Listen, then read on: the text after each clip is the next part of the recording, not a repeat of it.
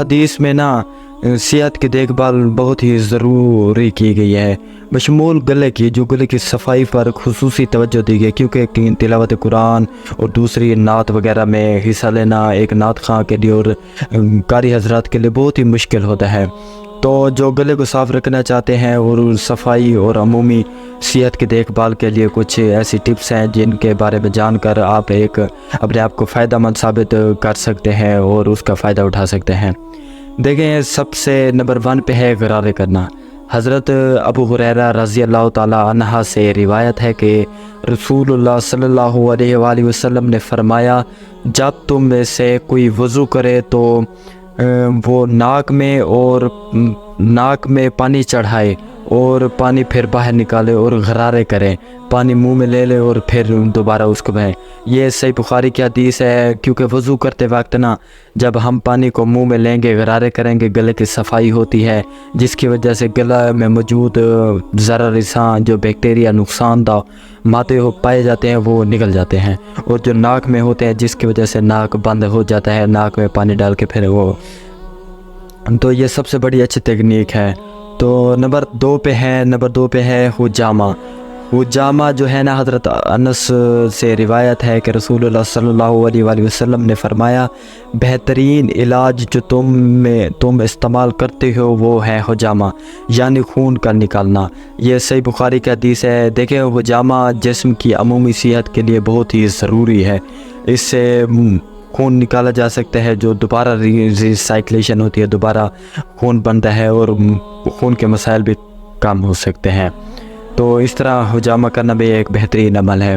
جو نمبر 3 پہ ہے وہ ہے سب سے بیسٹ شہد کا استعمال۔ حضرت عائشہ رضی اللہ تعالیٰ عنہ سے روایت ہے کہ رسول اللہ نے فرمایا، شہد میں شفا ہے، تو لہٰذا تم اس کو استعمال کرو۔ یہ صحیح بخاری کی حدیث ہے۔ دیکھیں، شہد کو گرم پانی میں ملا کر پینا گلے کی سوزش کو کم کرنے اور گلے کو صاف کرنے میں بہترین ہی ثابت ہوتا ہے۔ یہ ایک آزمایا ہوا عمل ہے، اور میں بھی کبھی کبھار نعتیں پڑھنے سے پہلے اور بیان ریکارڈ کرنے سے پہلے استعمال کرتا رہتا ہوں۔ تو دیکھیں، نمبر 4 پہ ہے کھجور اور پانی۔ اور بھی حدیث ہے، حضرت عائشہ رضی اللہ تعالیٰ نے فرمایا، رسول اللہ صلی اللہ علیہ وسلم کہ صبح کے وقت کھجوریں کھانا جسم کے اندرونی، جو ہمارے جسم میں اندرونی حصوں کو صاف کرتا ہے۔ یہ حدیث ہے سنن نسائی کی۔ کھجوریں اور پانی کا استعمال بہت ہی زیادہ مفید ہوتا ہے اور عمومی صحت کے لیے بہترین ہی ثابت ہوتا ہے۔ تو آپ اس طرح ان کو استعمال کریں اور انشاءاللہ گلے کو مفید اور گلے کی صفائی میں مدد کرتا ہے، بہت ہی کمال کی۔ تو نمبر 5 پہ جو میں نے ٹپس نکالی اور حدیث ہے زمزم کا پانی استعمال۔ دیکھیں، زمزم پانی کتنا پاک ہوتا ہے۔ حضرت جابر بن عبداللہ رضی اللہ تعالیٰ عنہ سے روایت ہے کہ رسول اللہ صلی اللہ علیہ وآلہ وسلم نے فرمایا، زمزم کا پانی جس مقصد کے لیے پیا جائے وہ پورا ہوتا ہے۔ دیکھیں، کتنی بڑی بات ہے کہ ہم اپنے گلے کے مقصد کے لیے اور دوسری اعضاء میں جو ہماری بیماری ہوتے ہیں ان کو استعمال کریں اور انشاءاللہ دور۔